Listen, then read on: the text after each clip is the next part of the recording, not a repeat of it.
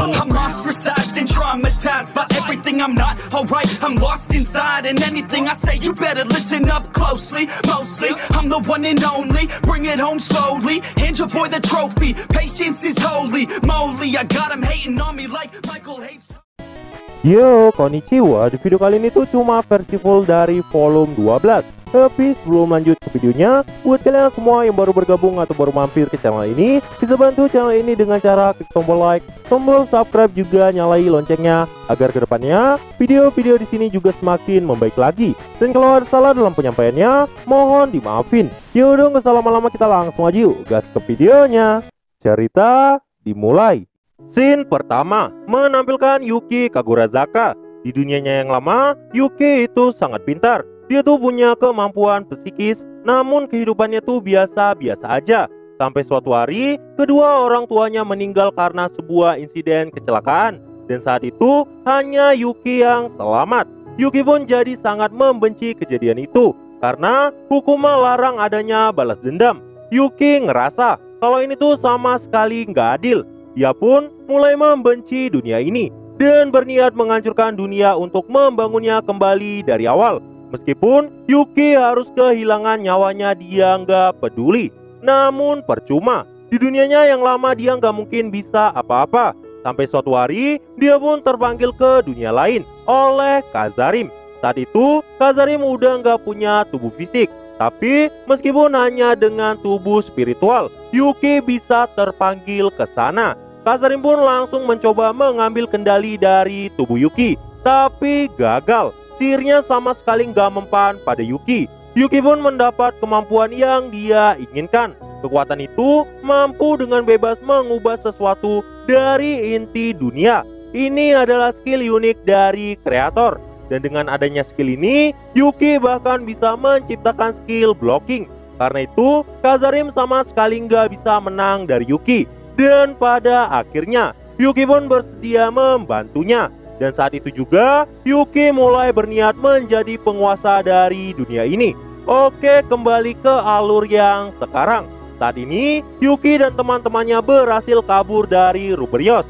Dan pengkhianatan Yuki juga udah diketahui oleh Rimuru. Namun tiba-tiba, di depan mereka, muncullah orang lain.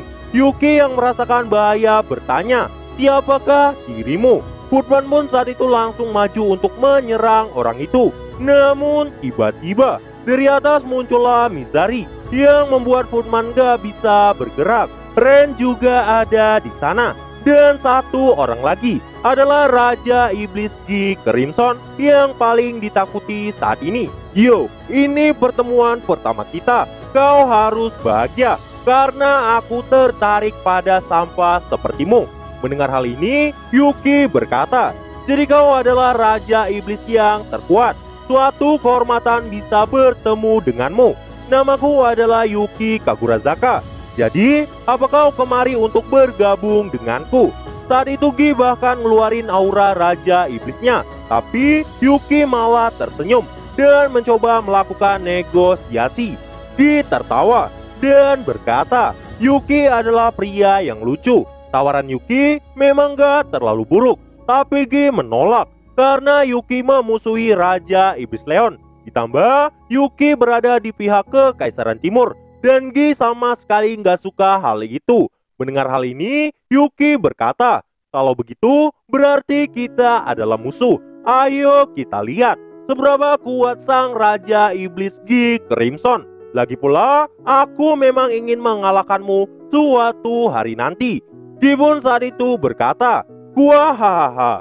Kau pikir kau bisa mengalahkanku?" Oh iya, saat itu Ren sama Mizari sangat marah melihat tuannya dihina. Tapi mereka nggak berani bergerak tanpa perintah dari Gi. Di sisi lain, Laples sadar mereka nggak mungkin bisa menang. Dan karena itulah, Laples pun berusaha mencari cara lain. Laples tahu kalau Yuki itu sangat kuat. Tapi kekuatan itu mungkin gak bakal berguna jika melawan G. Crimson. Tapi Laples tuh juga mau nyelamatin si Footman. Namun gak bisa, karena Ren sama Mizari juga gak bisa mereka sepelekan. Namun untungnya, Gi saat itu memerintahkan mereka untuk melepaskan si Footman. Gi berkata kepada Yuki, Jangan khawatir, jika kau bisa mengalahkanku, aku akan membiarkanmu pergi tanpa ada yang terluka. Pertarungan antara Yuki dan Gi pun dimulai. Seketika, Yuki melesat dengan sangat cepat. Sebuah tendangan langsung mengarah kepada kepala Gi, namun sama sekali nggak berefek. Yuki pun langsung gunain skill blocking yang harusnya bisa menembus pertahanan musuhnya. Tapi sayangnya, lawannya kali ini bukanlah orang biasa. Gi bahkan menerima tendangan itu dan masih biasa-biasa aja. Gi berkata, "Oi, kau harus serius dan buat aku senang. Jika tidak, akan kubunuh semuanya." Dan saat itu juga, dari tangan Gi, keluarlah elemen api mengerikan. Itu adalah Hot Dragon Flame Fighter, sebuah api dengan bentuk naga yang akan langsung mengarah kepada Yuki dengan suhu yang mencapai ribuan derajat Celcius. Namun Yuki berkata, "Sihir itu nggak mungkin bisa bekerja padaku." Yuki pun langsung maju menyerang, tapi dia langsung mundur karena saat itu Yuki merasakan adanya bahaya. Dan gak lama setelah itu, Yuki mati-matian mencoba memadamkan Hot Dragon Flame Fighter dan berhasil. Serangan dari Gi berhasil dibatalkannya. Namun Yuki menyadari kalau dia yang sekarang belum bisa mengalahkan Gi Crimson. Di sisi lain, Gi pun mulai bosan. Ya ini wajar aja, karena emang gak mungkin Gi bisa terluka dengan mudah, karena Gi sendiri bahkan mampu menyaingi ras True Dragon. Gi pun berkata, "Jika hanya untuk membunuhmu, aku nggak perlu kemari. Dan karena aku sudah datang, jadi tolong hibur diriku." Yuki pun langsung melakukan analisa. Dan saat itulah kekuatan Yuki langsung memenuhi tubuhnya dan mulai berevolusi menjadi Sense, yang tingkatannya udah jauh di atas Hinata. Bahkan kekuatannya mampu menyaingi Leon dan Ruminas. Namun Gi masih biasa-biasa aja dan berkata, "Jadi hanya ini yang bisa kau lakukan.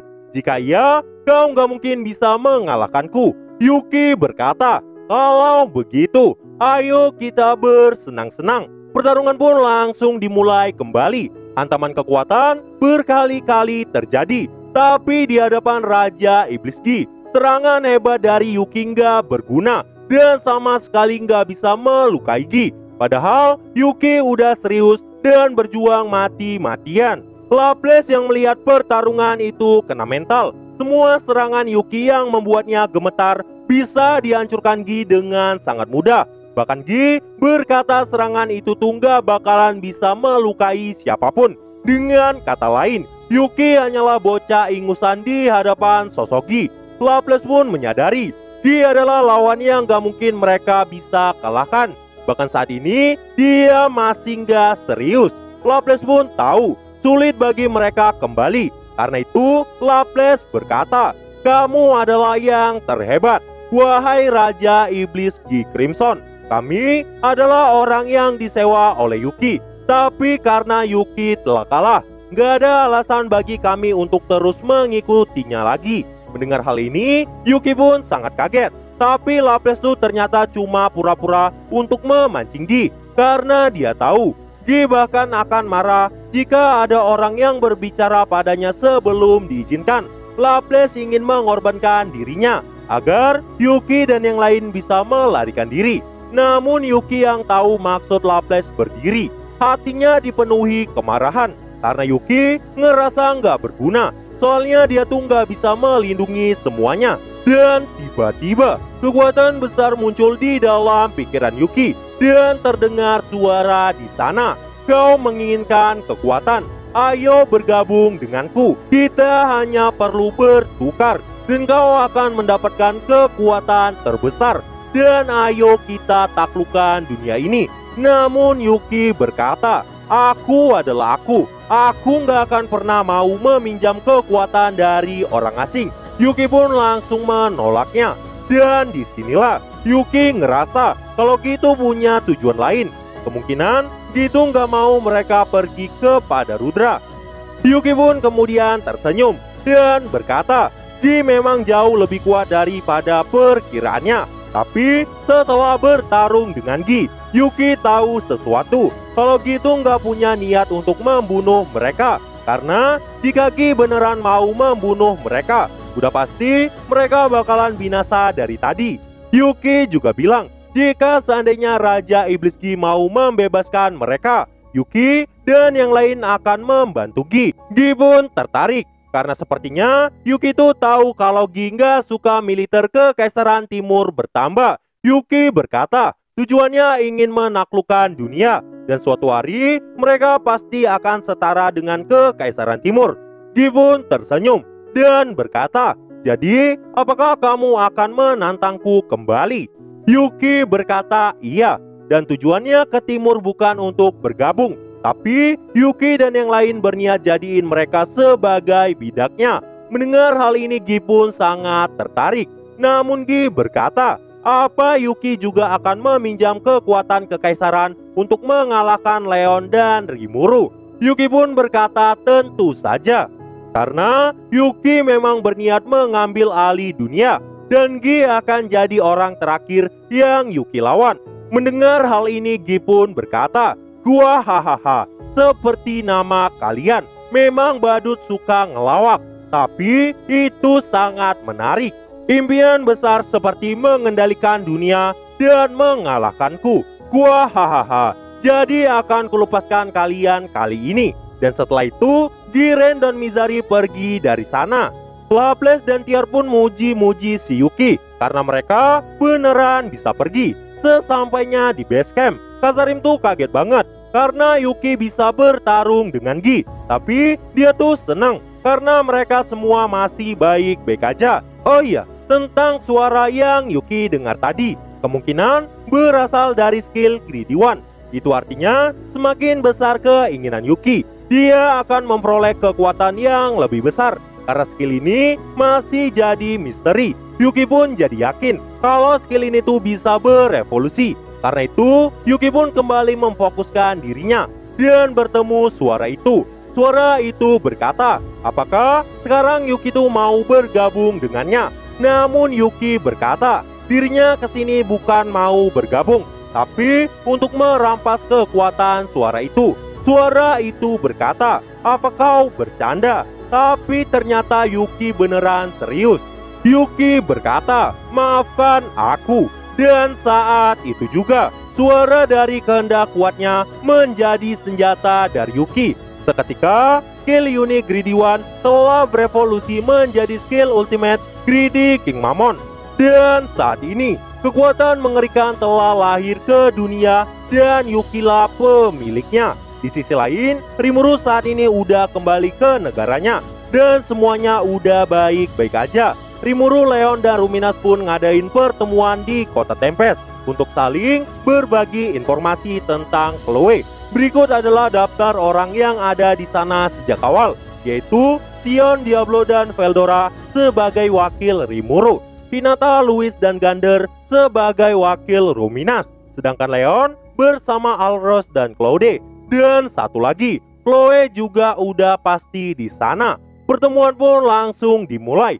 Chloe pun menjelaskan dirinya telah terbebas dari siklus waktu tanpa akhir, semua berkat Hinata dan Rimuru. Semuanya pun mengerti, kecuali Veldora. Shinagao Wibu pun berkata, itu artinya siapa sebenarnya yang menyegel diriku?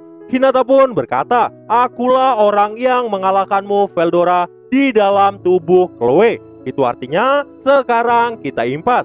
Astaga, ternyata Neng Hinata masih kesal pernah kalah dari Veldora di dalam labirin.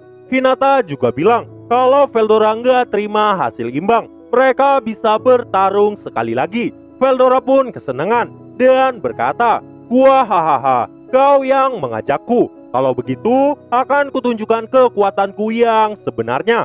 Tapi Rimuru nggak ngizinin mereka dan masuk ke inti. Rimuru pun berkata, di masa lalu aku nanti akan terbunuh. Apakah itu juga ulah Kekaisaran Timur? Dan kemungkinan itu memang benar. Tapi perlu diketahui, Rimuru di sana dan yang di sini berbeda. Karena di sana Rimuru nggak berevolusi jadi Demon Lord saat terbunuh.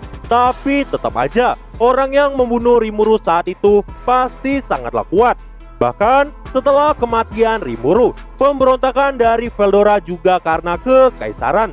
Dan karena itu, Rimuru, Leon, dan Ruminas jadi sangat yakin kalau Kekaisaran Timur punya kekuatan militer di luar pemahaman mereka. Satu-satunya yang gak paham cuma si naga wibu Veldora. Veldora berkata, "Aku gak percaya, mana mungkin aku bisa dikalahkan. Lagian, bagaimana bisa seorang pria sepertiku kehilangan kendali dan mengamuk?"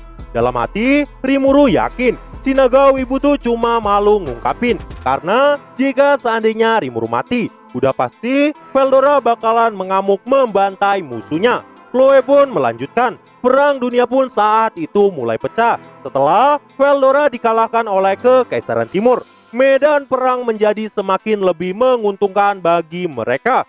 Dan pada saat itulah Raja Iblis Milim datang dengan penuh amarah. Kematian Rimuru telah menjadi sumber kehancuran bagi Kekaisaran. Dan pada titik inilah Gi pun langsung turun tangan. Dan pertempuran Milim versus Gi terjadi kembali di dunia. Di sisi lain, Dagrul dan Ruminas juga terlibat perang. Dan saat itulah Kronoa yang terus mengamuk terbunuh oleh orang yang sangat kuat. Tapi Chloe tuh nggak bisa mengingat siapa yang membunuhnya, karena yang menjalaninya saat itu adalah Kronoa. Rimuru, Ruminas, dan Leon merasa kemungkinan gila orang yang telah membunuh Kronoa. Tapi Rimuru masih agak ragu, dan karena Chloe cuma bisa ingat ini aja.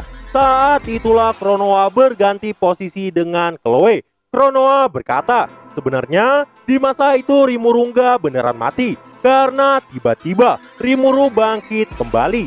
Di sini Rimuru pun menyadari jika seandainya Petapa Agung berevolusi jadi Raphael, Rimuru pasti bisa dengan mudah hidup kembali. Tapi sayangnya, saat Rimuru kembali, Veldora telah menghilang dan Federasi Jura Tempest telah binasa. Perang antara Timur dan Barat terjadi. Kronoa juga berkata kalau dirinya memang bertarung dengan Gi, tapi dia tuh sempat ketemu lagi sama Rimuru. Dan saat itulah Rimuru sudah berbeda. Dan sepertinya Rimuru juga telah berevolusi menjadi True Demon Lord. Bahkan kekuatan Rimuru saat ini masih jauh lebih lemah daripada Rimuru waktu itu. Dan begitulah penjelasan dari Kronoa. Asli, gua tuh nggak bisa bayangin perasaan Rimuru saat semua orang yang disayangnya terbantai. Ditambah karena koridor jiwa dengan Veldora nggak lagi terhubung. Veldora pun telah menghilang selamanya. Gua yakin banget Rimuru pasti mengamuk habis-habisan dan gak akan ada masa depan di sana. Dan kemungkinan Rimuru bakalan berubah dan ngancurin segalanya. Oke, balik lagi. Mereka pun berniat memperkuat pertahanan kota. Dan di sini Veldora pun mengungkapkan bahwa Gi adalah mediator. Tapi Rimuru masih nggak mengerti maksudnya. Dan karena itu Leon pun berkata, sepertinya itu benar. Meski Gi bukan rekan manusia, tapi Gi juga bukan musuh manusia. Kemungkinan Gi itu membunuh Kronoa di masa depan karena Gi nggak mau dia ngancurin dunia.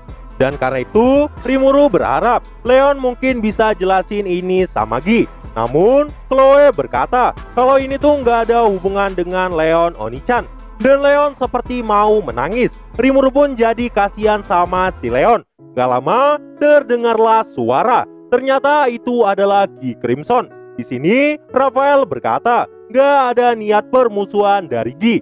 Namun tiba-tiba Diablo pun menutup pintu saat Gi mau masuk. Rimuru pun minta Diablo untuk membukakan pintu. Dan terlihat lagi yang sangat kesal. Namun Diablo berkata Gi itu nggak boleh mengganggu pertemuan penting. Dan harusnya Gi itu menunggu Diablo menyuruhnya datang. Melihat sikap Diablo yang berani sama Gi, Ruminas dan Leon sangat kaget. Bahkan Leon tuh masih nggak nyangka karakter sekejam primordial hitam ini telah menjadi bawahan Rimuru. Tiba-tiba Benimaru dan Zoe juga langsung datang. Gak cuma mereka, bahkan Carrera dan Ultima juga masuk ke sana. Karena mereka merasakan kekuatan besar yang masuk ke ruangan tempat Rimuru berada. Namun Rimuru pun langsung menenangkan mereka dan mengundang Gi untuk memasuki pertemuan. Gi juga berkata kalau dia tuh juga punya sesuatu yang ingin dia bicarakan pada Rimuru. Melihat kehadiran Carrera, Leon pun berkata, kenapa primordial kuning ada di sini? Ruminas juga berkata, bahkan primordial ungu juga di sini. Diketahui mereka ini adalah iblis yang paling gak bisa diatur. Jadi Leon dan Ruminas penasaran banget, apakah mereka beneran jadi bawahan Rimuru? Rimuru pun berkata, Carrera dan Ultima awalnya diajak sama Diablo, dan ternyata mereka tuh lebih baik dari yang Rimuru harapkan. Mendengar hal ini, Leon dan Ruminas sampai berteriak. Mereka tuh kaget banget kalau iblis primordial ungu dan kuning udah punya nama. Gak lama, dia yang udah tahu hal ini berkata, karena itulah dia datang kemari untuk mencari tahu apa yang sebenarnya Rimuru mau lakukan. Dan disinilah Rimuru baru tahu apa sebenarnya itu primordial. Rimuru pun jadi kaget dan langsung nanya ke Diablo, apa Diablo itu memang origin demon? Diablo pun berkata, Kufufufu, itu benar tuanku. Aku adalah salah satu dari Seven System of the Demon Race. Rimuru pun heran kenapa dia bisa manggil Diablo saat itu. Melihat sikap Rimuru yang baru tahu, Ruminas dan Leon berkata, lu itu ceroboh banget. Bahkan seenaknya aja ngasih mereka sebuah nama. Dan disinilah Diablo pun mulai menceritakan kisah dari mulai pertemuannya dengan Shizu. Dan saat Shizu mati, Diablo kebetulan melihat kejadian itu. Dan setelah melihat Rimuru, dia pun jadi sangat mengagumi Rimuru. Diablo juga berkata kalau dia tuh kesel banget karena pernah gagal masuk dalam panggilan Rimuru. Dan saat itu yang terpanggil Baretta. Ini tuh bikin Diablo cemburu sama Baretta. Dia pun ingin memusnahkan Baretta. Tapi karena tubuh Baretta dibikin sama Rimuru, Diablo pun jadi nggak mau nyakitin Baretta. Astaga, coba aja Diablo yang dipanggil duluan. Mungkin dia tuh bakalan mewek karena disuruh jagain Ramirez. Gak lama, Gibbon meminta Rimuru untuk mengajak Dino kemari. Dan karena itulah Suna yang baru membawa teh langsung menjemput Raja Iblis Dino. Dan singkat cerita, Suna pun telah kembali. Dino dan Ramirez juga udah datang. Dan pertemuan dimulai. Topik pertama membahas tentang primordial demon. Gibbon langsung nanya sama Dino, kenapa dia tuh biarin Rimuru ngasih nama pada ketiga primordial lain. Dan disinilah diketahui Dino ternyata ketempes untuk memata-matai Rimuru. Dan saat itulah Veldora pun berkata, gua hahaha, jangan marah tentang hal kecil. Si Rimuru ini memang selalu asal-asalan ngasih nama. Dan ini adalah hal yang normal di sini. Namun saat itu Ruminas pun langsung marahin Veldora karena dia ikut-ikutan ngomong. By the way, kasihan juga si Naga Wibu. Rimuru pun kemudian berkata, jadi Dino kemari untuk memata-matai diriku. Itu berarti ini salah Dino karena nggak ngentiin diriku. Tapi ini juga tanggung jawabmu, Gi. Karena dirimu adalah orang yang telah mengirim Dino kemari. Melihat Rimuru, Dino pun jadi ikut-ikutan nyalahin si Gi. Dan ini tuh bikin Gi jadi mulai kesal. Tapi karena mereka tuh takut Gi mulai mengamuk, Dino pun berkata kalau dia tuh nggak sempat menghentikan Rimuru karena Rimuru ngasih namanya tuh cepet banget. Rimuru pun berkata dia tuh ngelakuin hal ini karena dia percaya sama Diablo. Gi pun langsung melihat ke arah Diablo, tapi Diablo malah tersenyum dan berkata, Kufufufu, aku sangat bahagia mendengar kata-kata tuanku yang sangat percaya padaku. Gi pun berkata, berarti semua ini salahnya Diablo. Dia pun jadi lemes karena si Diablo ini emang udah aneh sejak dulu. Intinya Gi itu kesel banget karena rencana pertempuran Mizari juga berakhir dengan kegagalan. Sebenarnya waktu Grand Bell menyerang, ini tuh mulai mengacaukan keseimbangan dunia. Dan karena itu Gibbon langsung minta Mizari untuk menyatukan semuanya dengan ketakutan. Tapi sayangnya saat itu Testarossa ada di sana. Jadi semua rencana dari Gibbon gagal. Intinya Gi itu nggak mau Kekaisaran Timur menang saat menyerang ke barat. Namun Diablo berkata, dia mau bagaimana lagi. Ini semua demi mencapai cita-cita tuanku. Rimuru juga nggak suka cara Gi yang menggunakan rasa takut. Karena ketika manusia membenci, dia pasti ingin membalaskan dendamnya dan akan semakin merusak dunia. Diablo juga berkata, karena alasan itu, Tuanku akan menciptakan sistem ekonomi baru dengan membuat manusia percaya kalau mereka tuh bisa memilih masa depan sendiri. Dan saat itulah Tuanku Rimuru akan mendominasi semuanya secara sempurna. Jadi nggak perlu ada pertumpahan darah untuk bertarung. Di sini lagi mulai mengerti. Bahkan Ruminas, Leon dan para bawahannya yang ada di sana jadi kagum banget sama cita-cita Rimuru. Karena Rimuru mau membuat dunia berada dalam kedamaian sejati. Diablo juga bilang kalau tuannya tuh pasti bisa melakukannya. Jadi Gi tenang aja. Gi pun saat itu tertawa dan berkata, ini menarik. Akan kuserahkan ini padamu Rimuru. Namun jika seandainya kau gagal, aku akan turun tangan menyingkirkan manusia yang bodoh.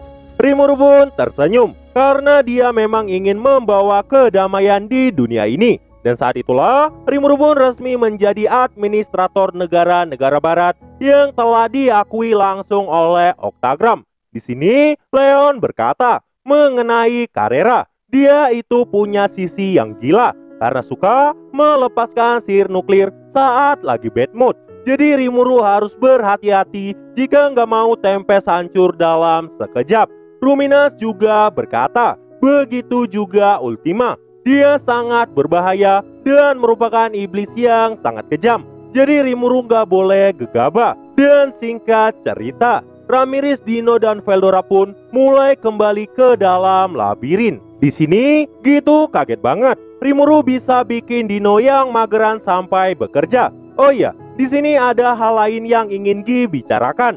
Gi berkata sama Leon kalau dia tuh telah bertemu dengan 3 badut moderate clone troop. Rimuru pun langsung nanya apakah Yuki juga ada di sana. Gi pun berkata kalau dia tuh memang bertemu dengan Yuki dan mereka berencana melarikan diri ke Kekaisaran Timur. Soalnya Gi nggak jadi bunuh mereka. Rimuru pun bertanya kenapa Gi mau lepasin mereka. Namun Gi cuma berkata karena permainan yang bikin dia tertarik. Singkat cerita, Rimuru pun minta Gi untuk menghentikan iblis bawahannya menyerang ke negara barat. Namun Gi berkata apa yang dilakukan pasukan iblisnya itu di luar jangkauannya. Karena Gi mau mereka tuh punya kebebasan melakukan hal yang disukai mereka. Tapi Gi juga nggak keberatan. Mereka semua nantinya terbantai oleh Testarossa. Sekarang saatnya membahas ke Kekaisaran Timur. Karena mereka telah mempersiapkan militer mereka. Dan kemungkinan saat perang terjadi, kerajaan Dwargon akan menjadi awal rute ke Kekaisaran Timur. Rimuru pun langsung berniat menghubungi Raja Gazel. Karena Federasi Jura Tempest akan berada di garis depan perang sebagai perwakilan dari barat. Setelah pembahasan selesai, Gi pun langsung bertanya tentang Pronoa. Rimuru pun mulai ngejelasin, tapi hal penting tentang kemampuan Chloe nggak diceritain. Namun menipu Gi juga nggak bakalan mudah. Karena itu Leon dan Ruminas juga ngebantu Rimuru agar Chloe nggak dianggap sebagai bahaya. Namun Gi mulai curiga karena Rimuru, Ruminas, dan Leon belain Chloe. Leon pun mulai panik. Namun Gi berkata, Leon tenang aja, Gi nggak bakal ngelakuin apapun. Mendengar hal ini, Leon berkata, baguslah. Jika seandainya Gi mengarahkan pedangnya kepada Chloe, maka Leon pasti akan maju untuk melawan Gi saat itu juga. Namun tiba-tiba sinar cahaya langsung bergerak dengan sangat cepat. Gi pun langsung menebaskan pedangnya ke arah leher Chloe. Itu tuh terjadi sangat cepat. Bahkan kecepatan pikiran Rimuru langsung berjalan 1.000.000 kali lebih cepat. Namun masih nggak sempat. Rimuru bahkan nggak bisa melihat kejadian itu. Rimuru, Ruminas, dan Leon mulai putus asa. Namun Chloe yang dalam wujud anak-anak mulai berubah kembali ke dalam wujud dewasanya. Dan tanpa sadar, tiba-tiba serangan Gi udah berhasil ditepisnya. Chloe berkata, senang bertemu denganmu Raja Iblis Gi Crimson. Ini pertama kalinya aku melihatmu secara langsung. Ternyata kau benar-benar hebat. Gi pun tertawa dan berkata, "Gua hahaha, ini sangat menarik." Di sisi lain, Rimuru masih bingung apa sebenarnya yang baru terjadi. Karena serangan tadi tuh udah melampaui hukum fisika. Rimuru pun langsung nanya sama Raphael. Tapi bahkan Raphael sendiri nggak tahu apa yang terjadi tadi. Itu artinya hal yang terjadi tadi udah di luar pemahaman dari Raphael. Bahkan Diablo sampai terkejut. Dan saat Rimuru mau bertanya, tiba-tiba Chloe pun langsung menyerang Gi kembali. Tebasan pedang berkali-kali terjadi. Bahkan saking cepatnya mereka sampai kesulitan melihat pertarungan itu. Rimuru pun langsung maju untuk menghentikan keduanya. Saat itu Gi berkata, Rimuru nggak boleh ngeganggu mereka. Karena hampir aja Rimuru itu kena serangan dari Gi. Chloe berkata, "Rimuru-san, tenang aja. Gi itu cuma mau menguji kekuatanku. Tapi aku tuh seneng banget Rimuru maju untuk melindungi diriku." Saat itu Chloe pun langsung memeluk dan mencium pipi Rimuru. Tapi ternyata itu tuh bukan Chloe, melainkan Kronoa. Chloe pun langsung ambil kendali tubuhnya lagi. Dan Chloe merajuk karena Kronoa seenaknya aja nyium Rimuru. Chloe cemburu sama diri sendiri. By the way, kasihan si Leon yang udah tertikung. Leon pun berkata, dia tuh senang Rimuru mau nyelamatin Chloe. Tapi harusnya Rimuru tuh biarin Leon yang maju. Namun Chloe berkata, "Aku benci Leon, Oni-chan, karena terlalu khawatir." Mendengar hal ini, Leon pun seperti jadi batu yang udah nggak bernyawa. Menurut gua, sikap Leon ini agak mirip sama Diablo. Apalagi pas Diablo tuh disuruh Rimuru pulang ke alam iblis. Di sini, Leon pun langsung marah-marah sama Gi dan berkata, kenapa Gi melakukan hal itu? Leon gak suka candaan kayak gini. Dia pun terus marah-marah sama Gi tanpa berhenti. Tapi ya begitu, Gi itu cuma mau ngetes saja. Begitu juga sebaliknya. Kronoa juga mau menguji kemampuan dari Gi. Oh iya, di sini diketahui skill tertinggi dari Chloe yaitu Space Time King Yogg-Sothoth sepertinya bisa melukai sosok Gi Crimson. Dan disinilah Raphael pun berkata kalau Chloe yang sekarang bisa memanipulasi waktu. Makanya ada beberapa hal yang gak bisa mereka lihat. Dengan kata lain, Chloe gak ngelakuin perjalanan waktu lagi. Tapi Chloe bisa menyerap perjalanan waktu itu sendiri. Rimuru tuh kaget banget karena Chloe bisa menghentikan waktu. By the way, Leon masih ngomel-ngomel. Singkat cerita, matahari pun mulai terbenam. Mereka pun langsung makan malam. Di Ruminas, Leon dan semuanya yang ada di sana sangat suka masakan di Tempest. Di sesi makan, Leon pun bilang sama Chloe kalau seandainya Chloe tuh bosan tinggal di Tempest, panggil aja dirinya. Dan saat itu juga Leon akan datang menjemput Chloe. Namun Chloe berkata dia tuh lebih suka berada di sisi Rimuru. Astaga, ini sih sakit banget. Tapi entah kenapa gue tuh seneng banget lihat Leon jadi sad boy. Tapi meskipun tersakiti, sikap Leon ke Chloe gak pernah berubah. Leon selalu sayang dan perhatian sama Chloe. Dan singkat cerita, semuanya pun telah kembali ke negaranya masing-masing. Satu-satunya yang gak mau pulang tuh cuma Gi. Diablo pun saat itu langsung gangguin si Gi. Sampai pada akhirnya sosok Gi pun panik dan langsung cepet-cepet pergi dari sana. Singkat cerita, berbulan-bulan pun sudah berlalu. Tapi belum ada tanda-tanda penyerangan dari Kekaisaran Timur. Zoe dan Moss pun mulai menyampaikan informasi. Sebenarnya ada beberapa pasukan yang ada di dekat perbatasan militer. Tapi emang belum ada penyerangan saat ini. Namun untuk berjaga-jaga, Rimuru pun langsung memperketat pertahanan kotanya. Namun meskipun begitu, tempat wisata dan labirin masih dibuka. Benimaru saat ini juga udah mendapat bantuan dari Momiji. Dan Federasi Jura Tempest juga akan membangun jalan ke dinasti Sarion, Parmenas, Ingrasya, Dwargon, dan yang lain. Rimuru berharap kalau semuanya bakalan berjalan sangat lancar. Dan sebagai kendaraan antar negara, mereka pun telah membuat Magic Train. Ya meskipun belum sepenuhnya selesai. Di sisi lain, para iblis bawahan Gi masih aja menyerang di barat untuk mencari kesenangan. Untungnya, pasukan Testarossa ada di sana, jadi nggak bakal mungkin bisa ditembus. Dan Gi juga sama sekali nggak peduli sama nasib pasukannya, karena Gi adalah pemimpin yang membebaskan bawahannya melakukan apapun, selama bawahannya itu nggak menghalangi jalannya. Di sisi lain, Sion, Benimaru, dan Rimuru lagi minum teh. Rimuru pun langsung nanya di mana Diablo. Ternyata saat ini Diablo tuh lagi misahin Ultima dan Carrera yang lagi ribut tiap hari. Karena yang bisa misahin mereka tuh cuma Diablo.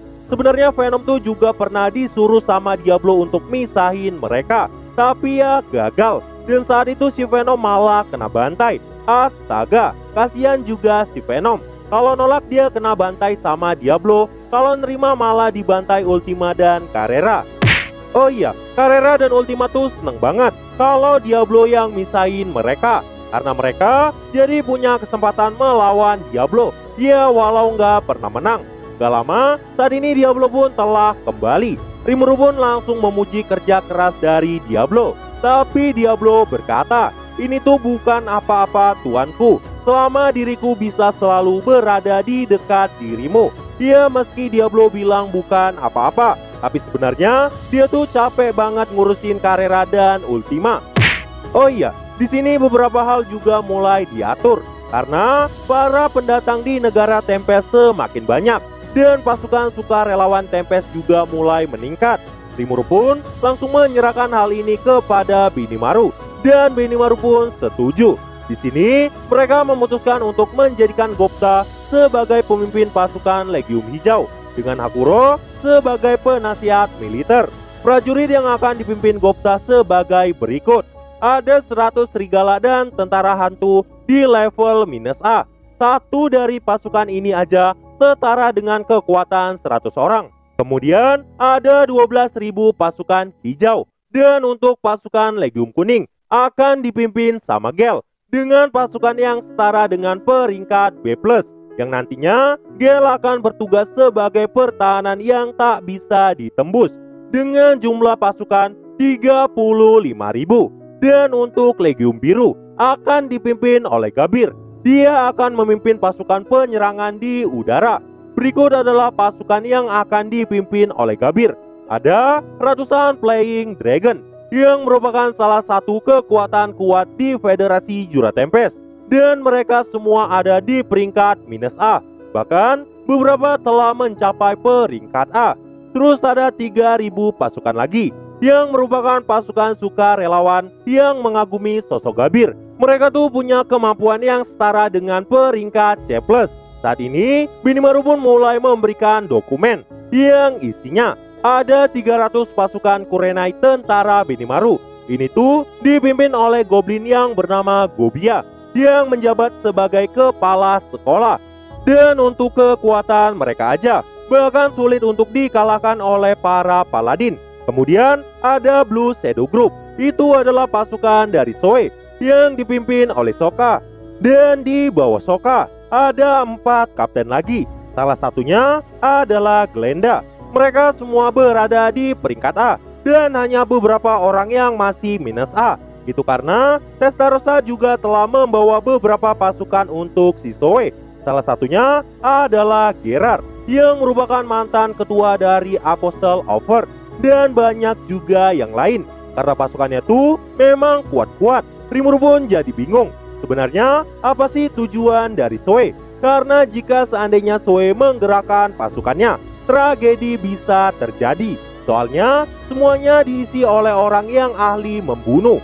Pasukan selanjutnya ada Yomi Gaeri, yang merupakan pasukan dari Sion. Pasukan ini tuh berjumlah ratusan, dan rata-rata ada di peringkat B+. Namun beberapa sudah sampai di peringkat A. Bahkan menurut Rimuru sendiri, pasukan ini tuh setara dengan pasukan pro perang dalam susunan Benimaru yang dikembangkan sendiri oleh Sion. Dan kekuatannya gak terlalu diketahui, karena mereka tuh gak bergerak dalam militer Rimuru. Ya kurang lebih, Sion adalah orang yang memegang kuasa penuh dari mereka. Benimaru pun kemudian ngeluarin satu kertas lagi yang berisi jumlah keseluruhan pasukan. saat ini ada 52.000 orang yang sudah terkonfirmasi. Dan untuk pasukan lain, dari tentara barat berjumlah 150.000 pasukan. Dari Monster Army berjumlah 30.000 pasukan. Dari pasukan sukarelawan berjumlah 20.000 pasukan. Rimuru tuh heran, kok bisa jumlahnya sebanyak ini? Disinilah Benimaru pun berkata kalau Testarossa telah mendapat pengaruh besar di Dewan Negara Barat dan memicu hasil yang sebesar ini. Rimuru pun jadi kagum banget karena Testarossa telah melebihi harapan Rimuru dan telah membawa reformasi baru sampai membuat para dewan percaya sepenuhnya kepada negara Tempest. Ya, meskipun ada beberapa orang yang gak suka hal ini. Dan saat ini, Rimuru pun resmi menjadikan Testarossa sebagai perwakilan diplomatik dengan otoritas penuh. Federasi Jurat Tempest adalah tempat yang Rimuru sukai. Jadi Rimuru nggak bakalan terima jika ada yang mau hancurin negaranya, sekalipun itu adalah Raja Iblis Gi Crimson. Rimuru nggak akan segan-segan memusuhi dirinya. Mereka pun terus membahas tentang pasukan. Dan di sini Rimuru pun minta 150.000 pasukan barat nggak diikut sertakan dalam perang di garis depan, karena itu tuh sangat berbahaya. Lagi pula Rimuru mau mempertahankan status kekuatan negara barat. Dan kalau perang dimulai, Rimuru akan minta Testarossa kembali. Dan jika terpaksa, baru Rimuru akan gunakan 150.000 pasukan di barat. Rimuru akan memanggil mereka menggunakan kristal komunikasi dari Magic Communication. Semua akan dilakukan dengan bantuan Moss dan Zoe. Dan ternyata selama ini Moss tuh terus bekerja tanpa beristirahat untuk menangani sarana penghubung antar pasukan. Rimuru pun kagum banget dan berkata, kenapa nggak jadiin Moss sebagai kepala jenderal aja? Benimaru dan Diablo berkata, kalau seandainya Moss jadi pemimpin, salah sedikit saja dia bakalan habis dimarahin sama Testarossa. Dan karena itu, Testarossa lah yang ditunjuk menjadi panglima militer. Selanjutnya, untuk pasukan tentara monster campuran. Pada awalnya Rigur mau ditunjuk sebagai pemimpinnya, tapi Rimuru tuh nggak mau menambah tugas dari Rigur. Jadi Rimuru pun memberikan tanggung jawab ini kepada Benimaru. Dan di masa depan, pasukan ini akan disebut dengan Tentara Merah dan akan menjadi korps keempat dari Benimaru, dengan Benimaru sebagai ketua sekaligus pemimpin komando. Benimaru pun menerima hal ini, dan ini emang cocok sama Benimaru karena Benimaru punya skill unik Generalissimo dengan kekuatan yang bisa meningkatkan kemampuan pasukannya, sekalipun mereka tuh kurang pelatihan. Sekarang tinggal pemimpin pasukan sukarelawan. Di sini Rimuru dan yang lain agak kesulitan menentukan siapa pemimpinnya karena kebanyakan dari pasukan ini hanyalah manusia. Dan setelah pembicaraan yang panjang, mereka pun mutusin untuk jadiin Masayuki sebagai pemimpinnya. Legium ini nantinya akan dikenal dengan sebutan Legium Orang yang Benar dan Berani. Tapi itu tuh nggak semudah yang gua ceritain, karena pada awalnya Masayuki menolak karena Masayuki tuh orangnya gampang takut. Masayuki berkata dirinya memang udah bisa mengendalikan skill unik Chosen One, tapi Masayuki nggak yakin bisa menggunakannya. Rimuru pun berkata, tapi kalau seandainya Masayuki jadi pemimpin, dia tuh bisa pamer sama para murid dan pasti akan dihormati semuanya. Tapi Masayuki masih menolak. Dan karena itu Rimuru pun berkata, bukankah aku sudah membantumu melewati lantai 50 labirin? Masa sih Masayuki nggak mau bantu aku juga? Mendengar hal ini, Masayuki pun jadi nggak punya pilihan lain dan bersedia menjadi pemimpin untuk membalas semua kebaikan Rimuru. Dan saat ini, atas nama pahlawan Masayuki, 20.000 pasukan relawan akan mengikuti perintah Masayuki. Dan saat ini, pasukan besar Tempest berjumlah lebih dari 100.000 orang.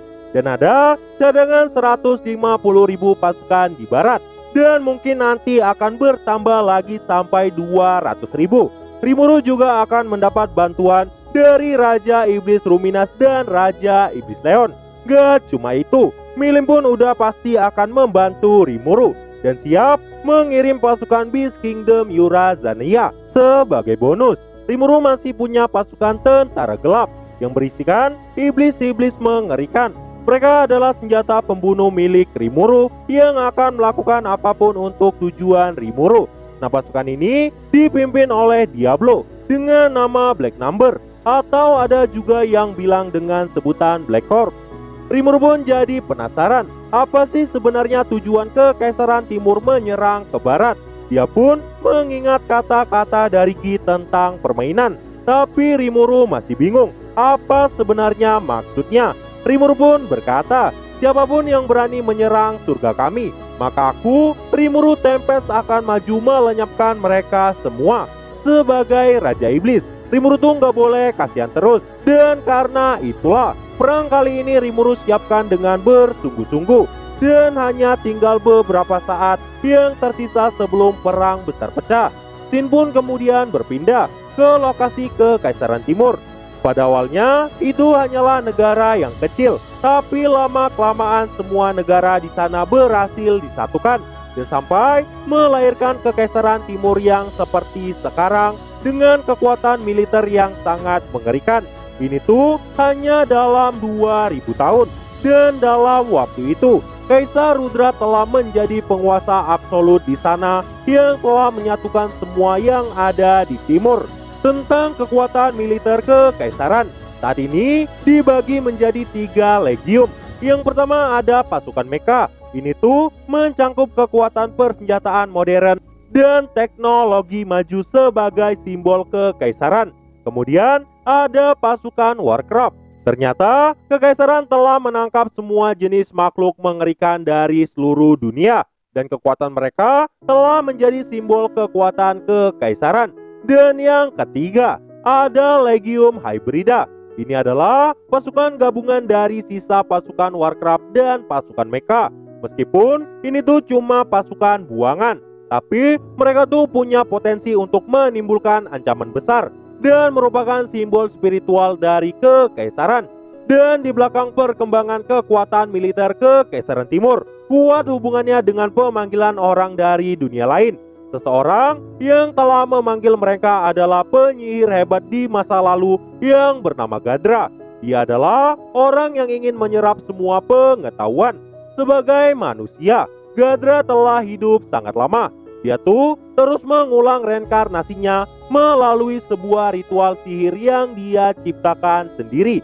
Ritual ini bernama Mystical Mystery of Reincarnation. Di sisi lain, Rudra juga punya beberapa pasukan yang siap melindunginya. Pasukan ini berjumlah 100 anggota yang dikenal dengan sebutan Imperial Emperor Order of the Nerguard. Mereka gak cuma kuat, tapi semuanya diberi peralatan tingkat legendaris karena mereka adalah kekuatan tempur terkuat Kekaisaran Timur. Oke, gak usah panjang-panjang. Shin pun kemudian berpindah. Yuki dan Kazarim udah tiba di Kekaisaran. Dia pun disambut oleh 3 orang yang memiliki julukan The Big Three. Yang pertama ada Damrada yang melambangkan kekayaan, ada Miranda yang melambangkan wanita, dan ada Vega yang melambangkan kekuatan.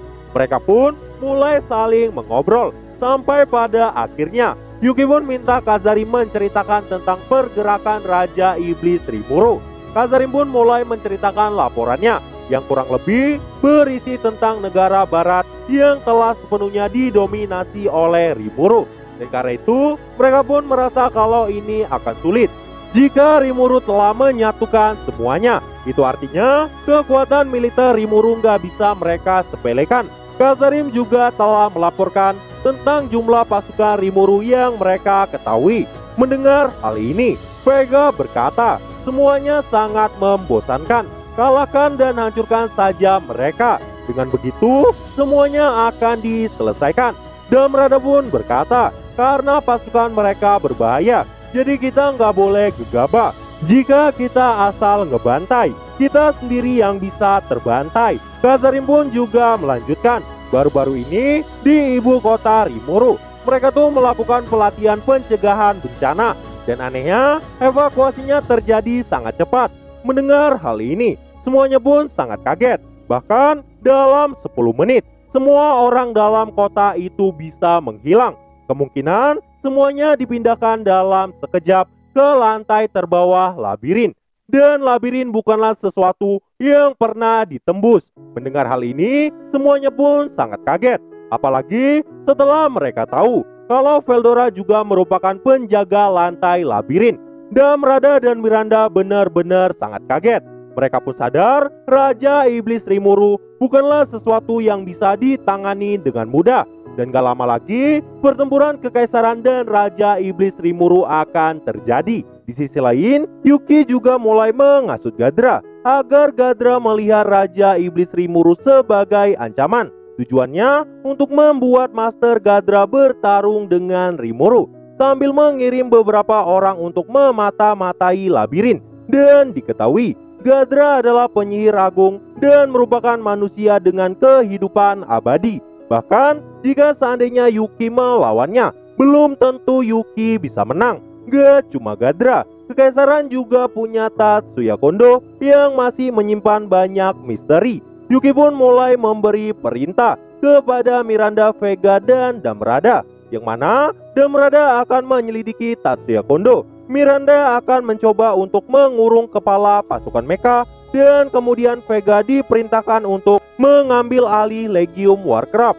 Dan singkat cerita, setelah mendapat informasi dari Yuki, Master Gadra mulai ragu jika memulai invasi dari Federasi Tempest. Soalnya tujuan Gadra hanya untuk membinasakan Sekte Ruminas sebagai bentuk balas dendam kepada Seven Celestial Sage karena mereka telah membunuh teman baiknya. Gadra juga sangat kaget setelah tahu kalau Veldora itu ada di pihak Rimuru. Dan Veldora adalah ancaman yang sangat mengerikan. Soalnya Gadra sendiri juga pernah bertarung melawan Veldora. Dan saat pertarungan itu, semua pasukannya binasa. Untungnya Gadra saat itu berhasil melarikan diri. Dan karena tahu ancaman mengerikan dari Veldora, Gadra pun mulai menyelidiki Rimuru.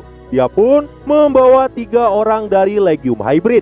Mereka adalah Shinji, Mark, dan Zen. Setelah itu, Gadra pun berniat menemui Razen untuk menanyakan beberapa hal. Dan di sini diketahui, dulunya Razen merupakan salah satu murid dari Gadra.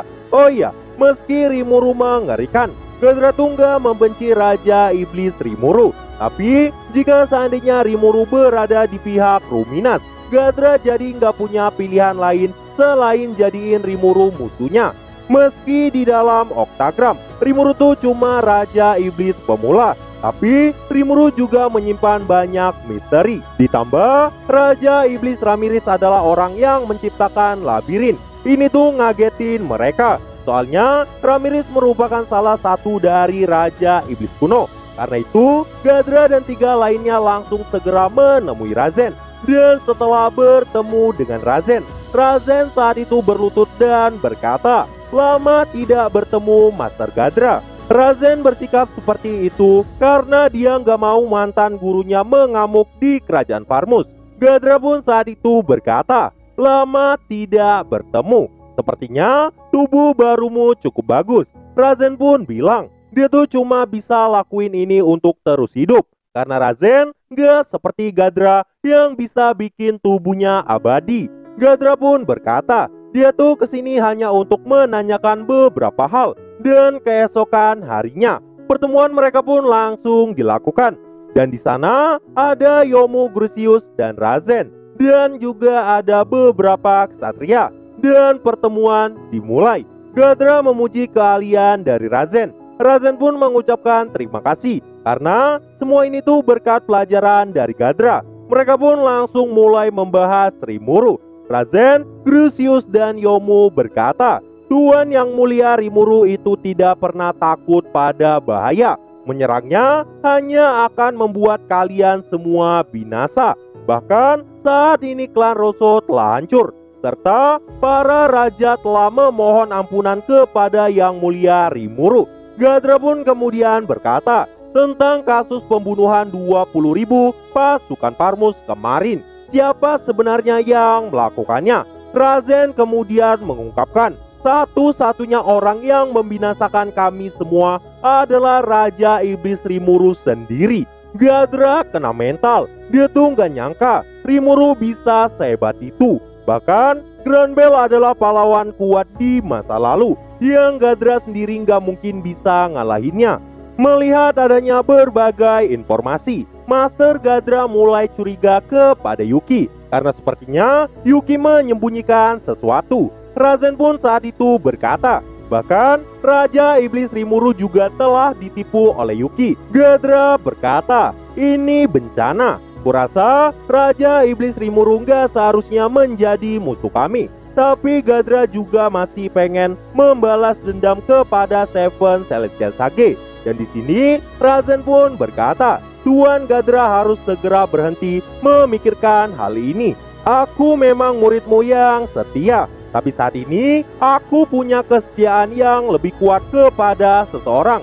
Jadi jika Tuan Ghadra berniat melawan kami, meski harus mati aku akan melawan dirimu. Ghadra pun saat itu bertanya, apakah tuanmu sekarang adalah Raja Iblis Rimuru? Razen menjawab, tuanku adalah salah satu anak buah yang mulia Rimuru. Dia adalah Tuan Diablo. Karena Diablo adalah iblis yang berhasil mengalahkan Razen dengan sangat mudah. Dan Diablo adalah salah satu dari iblis primordial. Ghadra yang kalem makin kena mental karena dia tahu Primordial Demon adalah salah satu sosok terkuat di dunia selain True Dragon. Di sisi lain, Shinji dan rekannya saat ini ada di kota Rimuru. Dan mereka mulai suka sama kota Rimuru yang sangat menyenangkan. Bahkan mereka tuh pengen tinggal di situ. Tapi sayangnya pengkhianat kekaisaran pasti akan dibunuh. Dan karena itu mereka pun mulai menantang labirin untuk melaksanakan perintah. Saat di labirin mereka pun terlihat cukup baik. Lantai 40 bahkan berhasil dilewatin dengan sangat mudah. Dan sampailah mereka di lantai 50. Mereka pun berhadapan dengan Gozu dan Mezu. Dan dengan kekompakan mereka, pada akhirnya lantai 50 juga berhasil dilewati. Dan sampailah mereka di lantai 59. Rimuru yang mendapat laporan tentang hal ini juga mulai penasaran. Dan di sini diketahui Shinji dan dua temannya masing-masing punya skill unik. Dan karena itu Rimuru pun langsung menuju ke ruang komando labirin. Dan saat itulah Ramirez dan Veldora juga ada di sana. Gak lama, Suna pun langsung memberikan sebuah kertas yang berisi info ketiga penakluk. Yang pertama, Shinji merupakan seorang penyihir berumur 23 tahun. Dan yang kedua, Mark adalah seorang petarung berumur 26 tahun. Dan yang ketiga, Zen adalah seorang pemburu berumur 17 tahun. Sepertinya Shinji itu punya kemampuan sihir roh dan sihir elemental. Sedangkan Mark punya kemampuan bertarung yang sangat fleksibel. Dan untuk Zen, dia tuh bisa menggunakan metode tembus pandang dan merupakan orang yang sangat kompeten. Pertarungan mereka di labirin pun terus terjadi. Oh iya, si Diablo dan Sion juga ada di dekat Rimuru saat ini. Di sisi lain, lantai 59 pun berhasil dilewati. Mereka pun telah sampai di lantai 60. Dan sang Immortal King Adalman sebagai penjaga ada di sana dengan Albert dan Naga Kematian sebagai pasukannya. Melihat adanya tamu, Adalman pun berkata, akhirnya tiba juga. Tuan Rimuru telah memberikan kita kekuatan yang begitu kuat. Jadi, ayo kita binasakan mereka. Albert berkata, itu benar. Ayo kita taklukkan. Dan saat itu tawa kejam Adalman memenuhi ruangan itu. Kekuatan Adalman saat ini sangat mengerikan. Bahkan lebih hebat dari masa kejayaannya dahulu. Karena dia telah memandang Rimuru sebagai dewanya yang baru. Dan pertarungan terjadi. Kelompok Adalman langsung bertarung dengan tim Shinji. Di sini diketahui, Shinji ternyata punya skill unik healer. Itu adalah kemampuan yang bisa memanipulasi virus dan menyerang orang lain dari tubuhnya sendiri. Tapi sayangnya, kemampuan ini gak bakal berguna jika lawannya bukan manusia. Dan yang kedua, untuk Mark dia punya skill unik tower. itu tuh bisa membuatnya sedikit memanipulasi gravitasi dan mengangkat benda yang sangat berat. Dan untuk Zen, dia tuh punya skill Unique Observer yang mencangkup skill-skill sebagai berikut. Pertarungan pun terjadi. Saat itu Albert langsung maju dan seketika serangan dari ketiganya langsung terblokir. Bahkan Mark langsung tiada karena tebasan dari Albert. Melihat kejadian itu, Zen sangat kaget. Namun dengan kecepatan yang sangat cepat, Albert langsung menghilang dan menghabisi Zen saat itu juga. Shinji langsung kena mental dan langsung melepaskan sihir Spirit Holy Cannon. Serangan itu langsung menghantam tubuh Albert sepenuhnya. Namun Albert sama sekali nggak terluka dan langsung mengayunkan pedangnya. Dan saat itulah Shinji pun berhasil mereka kalahkan dalam sekejap di lantai 60. Alasan sihirnya tuh nggak mempan pada Albert. Ternyata Adalman sebelumnya telah melepaskan Holy Demonic Inversion. Dan karena atribut sihir Albert telah dirubah ke sihir suci, dia tuh nggak bakalan terluka. Adalman pun tertawa dan berkata, "Apakah kau melihatnya, dewaku Rimuru? Kemenangan ini kami persembahkan untukmu." Rimuru pun langsung memuji Adalman dari ruang komando dan memintanya segera datang ke ruang komando bersama dengan Albert. Rimuru pun meminta Sion untuk nyiapin teh untuk mereka. Sion pun berkata, "Tuanku Rimuru, tubuh mereka itu tinggal tulang semua. Apa mereka beneran bisa minum teh?" Rimuru pun berkata, "Ya setidaknya mereka kan masih bisa ngendus bau teh." Gak lama datanglah Adalman dan Albert. Rimuru pun memuji kemampuan mereka, terutama dengan skill Holy Demonic Inversion yang sangat bagus. Menurut Adalman, mereka tuh telah mendapat pelajaran dari Bareta tentang skill ini. Dan disinilah Rimuru pun langsung menaikkan jabatan Adalman untuk menjaga lantai 70.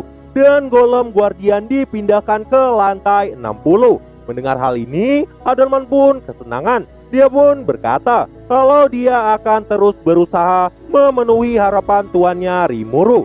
Nggak lama, Diablo berkata dirinya telah mendapat laporan dari Razen yang berkata mantan gurunya mau bertemu dengan Raja Iblis Rimuru. Dia bernama Gadra. Pada awalnya sih mereka semua ragu karena takut ini cuma jebakan. Dan disinilah Adalman berkata di masa lalu dia punya teman yang bernama Gadra. Mendengar hal ini, Rimuru pun kaget dan langsung mengatur tanggal pertemuan. Di sisi lain, setelah kekalahan Shinji dan rekannya di lantai 60 kemarin, mereka pun mulai menjadi terkenal dan disorot banyak pertanyaan. Sebenarnya mereka bertiga merasa naklukin lantai 60 sepertinya mustahil, apalagi di lantai yang lebih dalam. Bahkan bagi mereka bertiga, Adalman, Albert, dan Naga Necromancer udah seperti Raja Iblis. Mereka bahkan gak mau nantang labirin sekali lagi dan langsung mengirim laporan kepada Yuki. Dan 10 menit kemudian, Yuki pun langsung menghubungi mereka menggunakan Magic Communication dan memuji kinerja mereka. Tapi Shinji dan yang lain gak merasa senang karena mereka tuh udah kalah dalam keadaan yang sangat memalukan. Mereka pun mulai menceritakan tentang kekalahan mereka. Dan setelah itu, percakapan itu pun selesai. Di sini ada scene yang sayang untuk dibuang. Jadi di masa lalu ada kisah tentang Danau Merah. Itu adalah sesuatu yang terjadi di wilayah Kekaisaran. Jadi ada sebuah negara kecil yang berbatasan dengan danau. Namun mereka berniat mengkhianati Kekaisaran. Tapi sayangnya negara itu sangat lemah. Jadi mereka nggak bisa merdeka. Sampai suatu hari, raja dari kerajaan itu memerintahkan semua penyihir istana untuk memanggil iblis terkuat yang bisa mematuhi perintah mereka. Pemanggilan pun langsung dilakukan setelah persiapan selesai. Dan ajaibnya, salah satu iblis peringkat atas terpanggil. Mereka pun merasa bisa merdeka dari Kekaisaran. Namun saat itu, sang iblis meminta sebuah tubuh. Dan di sana ada putri dari sang raja. Diketahui ternyata bangsawan kekaisaran ingin mengambil putri itu untuk dijadikan pelayan pribadi. Nah, seperti yang gua bilang tadi, iblis yang kerajaan panggil ini meminta sebuah tubuh, dan dia tuh cuma mau tubuh sang putri. Sang raja pun marah dan menolak hal ini. Namun saat itu semua orang yang ada di sana menyetujui permintaan iblis itu. Dan apa yang terjadi? Saat itu sang iblis tersenyum dan tubuh putri itu langsung dirampasnya. Raja pun sangat marah. Namun tiba-tiba setelah memperoleh tubuh, iblis itu jadi sangat mengerikan. Dia pun langsung mengamuk, dan saat itu juga satu negara itu langsung terbantai tanpa sisa. Kekaisaran yang tahu hal ini langsung mengirim pasukan untuk menekan iblis ini, karena mereka nggak mau sosok seperti G. Crimson terlahir ke dunia. Akibat insiden pembantaian itu, semua darah penduduk menodai warna danau menjadi merah abadi. Itu adalah sejarah yang sangat menakutkan di kekaisaran. Dan kabarnya masalah itu udah selesai dan iblis sudah dikalahkan oleh mereka. Tapi fakta aslinya nggak begitu, karena Shinji sendiri melihat iblis itu membantai semua pasukan. Dan setelah itu mereka pun mutusin untuk mengirim tentara besar untuk menghancurkan iblis ini. Sampai pada akhirnya Shinji bisa melarikan diri dan memalsukan kematiannya. Tapi Shinji tahu iblis itu tuh sengaja membiarkan dirinya melarikan diri. Lamin, terus gimana dengan iblis ini? Oke, kemungkinan besar itu adalah Testarossa, mengingat lokasi wilayah dominasinya. Jika kalian masih penasaran dengan lanjutannya, gua tambahin sumber dari webfan Tensura, karena di sini belum dijelasin endingnya. Jadi sebenarnya saat penyerbuan terjadi, iblis ini tuh nggak beneran mati. Primordial Putih cuma berpura-pura dikalahkan oleh pasukan kekaisaran di ibu kota. Sang iblis pun kemudian meninggalkan tubuhnya dan memutuskan hubungan dengan dunia fisik sebagai hadiah perpisahan dari Primordial Putih kepada sang putri. Iblis itu pun langsung mengistirahatkan tubuh sang putri dalam segel keindahan abadi yang gak bisa diambil oleh siapapun. Dan karena itu juga untuk menghormati sosok putri itu, sampai sekarang Testarossa masih dalam wujud cantik sang putri. Dan itulah akhirnya. Singkat cerita, Gadra saat ini memanggil Shinji dan yang lain untuk ikut bertemu Rimuru. Dan setelah bertemu dengan Rimuru, semuanya pun membungkuk. Rimuru langsung ngajak mereka untuk masuk ke ruang pertemuan. Dan saat itu Sion berkata, "Angkatlah wajah kalian." Semuanya pun langsung mengikuti perintah dan pertemuan dimulai. Gadra berkata, "Aku sebenarnya orang yang telah bereinkarnasi berkali-kali, dan aku punya teman baik yang telah dikhianati oleh gereja suci barat. Jadi karena itu, aku ingin membalaskan dendam pada mereka. Dan selama ratusan tahun, aku memutuskan untuk bekerja sama dengan Kekaisaran Timur." Di sini, Rimuru tuh sebenarnya nggak nyangka Gadra tuh bisa melakukan teknik reinkarnasi. Dan alasan Gadra kemari karena dia tuh tahu kekuatan True Dragon yang nggak mungkin bisa digapai. Mendengar hal ini, Veldora pun jadi kesenangan dan memasang wajah bangga. Gadra juga udah berkali-kali minta Kekaisaran agar gak menyerang Tempest, tapi Kekaisaran malah menolak hal itu. Rimuru pun berkata, jadi pada awalnya alasan Kekaisaran menyerang karena hasutan dari Gadra. Gadra pun berusaha menjelaskan karena sebenarnya sudah lama Timur ingin mengincar Barat, dan kebetulan sama dengan tujuan dari Gadra. Makanya hubungan kerjasama terbentuk. Percakapan pun berlangsung sangat lama. Dan singkat cerita, Rimuru berkata, Adalman masih baik-baik aja. Mendengar hal ini, Gadra sangat kaget.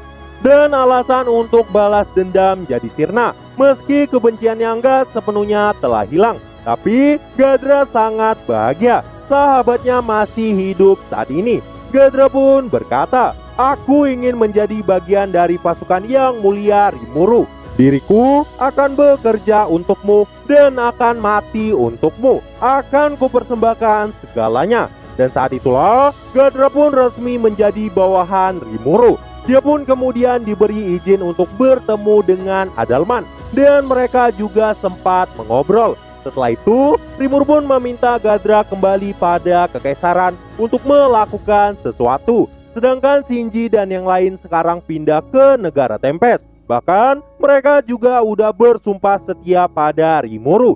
Rimuru juga bilang kepada Ghadra, jangan terlalu mempercayai si Yuki. Dan alasan Rimuru memerintahkan Ghadra kembali ternyata untuk melakukan pertemuan anti perang. Dan jika gagal, Ghadra akan memperkenalkan labirin pada mereka dan berniat menjadikan labirin sebagai umpan kekaisaran.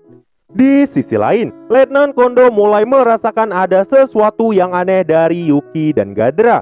Kondo gak bakal biarin ada pengkhianat di Kekaisaran Timur. Dan gak lama muncullah Kalguryo di sana. Kalguryo adalah orang yang memiliki kekuatan terbesar di Kekaisaran serta merupakan pemimpin dari Legium Mecha. Dia tuh juga kesal karena Ghadra diam-diam menyembunyikan sesuatu.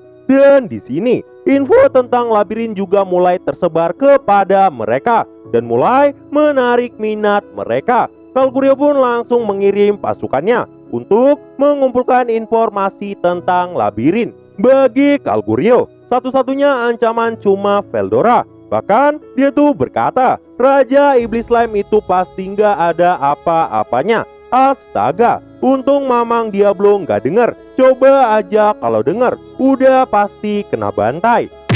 Singkat cerita, Kekaisaran pun mulai melakukan pertemuan besar yang di dalamnya ada 3 jenderal kepala legium beserta wakilnya. Ada pasukan Order of the Nerguard serta beberapa struktur negara yang lain. Dan gak lama, sang kaisar pun telah sampai dan pertemuan dimulai. Di sini Ghadra pun berkata kepada kaisar, sebagai penyihir agung kekaisaran, dirinya menentang pengiriman pasukan ke Tempest. Namun Kalguryo berkata, Ghadra pengecut. Ghadra pun bilang, jika hanya melawan barat itu memang sangat mudah. Tapi sayangnya, naga badai Veldora ada di kota Tempest dan mereka semua bukan tandingannya. Tapi menurut Kalguryo, militer kekaisaran udah nggak selemah dulu. Sekalipun itu True Dragon, mereka pasti mampu menaklukkannya. Namun bagi Ghadra omongan seperti itu cuma bualan, karena Ghadra sudah melihat kekuatan Veldora sendiri. Dan Raja Iblis Rimuru bukanlah sesuatu yang bisa mereka kalahkan. Dan di sini diketahui, pada awalnya mereka juga mau menyerang mantan wilayah Klaiman. Tapi mereka tuh takut mengganggu wilayah Raja Iblis Milim. Dan dalam rapat tersebut, Ghadra pun mulai terpojok. Bahkan mereka berkata, Ghadra sepertinya mau menentang kehendak Kaisar Rudra. Ghadra pun membantahnya dan memberikan alasan. Dan saat itu salah satu jenderal berkata, harusnya mereka tuh takut pada Raja Gazel. Mereka merasa Gazel tuh lebih hebat dari Rimuru. Dan pembicaraan panjang terjadi. Seperti yang kita tahu, Ghadra saat ini telah menjadi bawahan Raja Iblis Rimuru. Makanya Ghadra mencoba menggagalkan perang. Tapi ternyata ini tuh nggak semudah yang dipikirkan. Dan hanya ada satu pilihan terakhir, yaitu menjadikan labirin sebagai umpan. Dan singkat cerita, Yuki pun mulai ikut bicara. Yuki berkata, menurut pendapat saya, mereka tuh nggak perlu takut pada Veldora. Hal yang dikatakan Kalguryo itu benar. Kekuatan dari kekaisaran pasti bisa mengalahkannya. Kalguryo pun saat itu tersenyum kepada Yuki dan berkata, Yuki cukup baik dalam melihat situasi saat ini. Dan disinilah Yuki berkata, Raja Iblis Rimuru bisa memindahkan semua warganya di dalam labirin. Itu adalah hal yang Yuki sendiri juga bingung. Tapi jika itu benar, mereka berarti harus menerobos labirin dahulu. Karena pembicaraannya tuh panjang banget. Jadi gua cepetin. Dan pada akhirnya, rencana pertempuran pun gak bisa diganggu. Tapi labirin Tempest juga berhasil menarik minat mereka. Di sisi lain, posisi Yuki saat ini sudah sangat mendukung untuk melakukan kudeta. Yuki dan Ghadra pun telah punya tujuan masing-masing. Dan setelah pertemuan selesai, Ghadra meminta izin untuk bertemu Kaisar. Dia pun dikawal oleh seseorang yang tidak lain adalah Tatsuya Kondo. Kondo berkata, "Aku nggak bisa membiarkanmu bertemu yang mulia, karena itu tidak ada gunanya." Dan saat itu, Kondo pun langsung mengeluarkan pistolnya. Ghadra berkata, "Jadi, apakah Kondo akan membunuh dirinya di sini?" Dan bus, rasa sakit datang dari belakang. Seseorang menusuk Ghadra dari belakang. Tapi sepertinya Ghadra agak mengenal orang itu. Orang itu pun kemudian bertanya kepada Kondo, kenapa mereka harus menahan Ghadra. Kondo berkata, Ghadra sangat berbahaya, dan jika dia pergi dari kekaisaran, itu akan jadi penghalang rencana mereka. Oh iya, saat itu racunnya juga mulai menyebar ke seluruh tubuh Ghadra. Namun, Ghadra langsung melepaskan sebuah mantra sihir yang sudah disiapkannya sebelumnya. Dan saat itulah kesadaran Ghadra mulai terganggu. Di sisi lain, Rimuru melihat tim Adalman telah menjadi lebih kuat. Pasukan kesatria suci juga mulai latihan di labirin. Ini karena mereka dimarahin habis-habisan sama Hinata. Dan setelah usaha yang panjang, sepertinya latihan mereka juga berkembang. Bahkan, para kesatria suci bisa menembus sampai ke lantai 70. Namun pada akhirnya, mereka semua tumbang di situ. Dan di sini diketahui untuk kekuatan Adalman Albert dan naga Necromancer sepertinya telah melampaui si Clayman. Rimuru pun melihat ke arah Zegion yang masih berperan sebagai penjaga lantai 80. Namun ada yang berbeda dari Zegion. Sepertinya pertumbuhannya terlalu nggak logis. Dan sepertinya Zegion telah berevolusi. Ini juga berkat pelatihannya dengan Veldora. Rimuru juga sempat pergi menonton latihan mereka dan sangat mengagumkan. Meski cuma adu tinju, tapi Zegion bisa mengimbangi pukulan Veldora yang merupakan salah satu True Dragon. Bahkan pergerakan Zegion udah di luar perkiraan Rimuru. Sepertinya sel Rimuru yang ada pada Zegion telah membantu perkembangannya. Rimuru pun bertanya bagaimana pendapat Veldora tentang Zegion. Menurut Veldora, muridnya Zegion sangat mengesankan dan telah tumbuh menjadi orang yang sangat kuat.